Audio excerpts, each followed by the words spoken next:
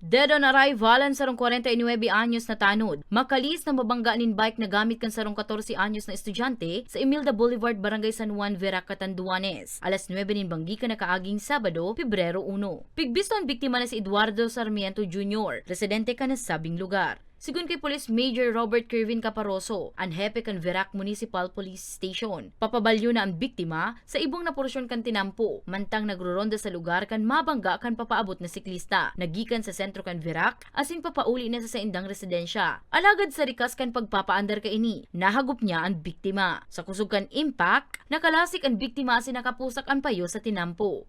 Tulos man na ipigdara sa Eastern Bicol Medical Center o EBMC ang biktima asin ang siklista. Alagad, dai na sunerte pang mabuhay si Sarmiento. Pansamantala, nagbo-board siya dito sa Barangay Rawi. So galing siya sa Sento, gumawa ng project nila sa eskwelahan. So pauwi na siya. Accidental, nabangga niya yung biktima na nagko-cross kung tumatawid doon sa kalsada.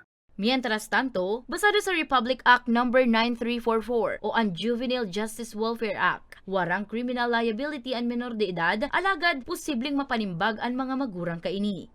May kipag-coordinate naman yung pamilya ng biktima dito sa MPS, WCPD kung willing naman sila mag-file ng kaso, pero dapat muna natin yung mga requirements.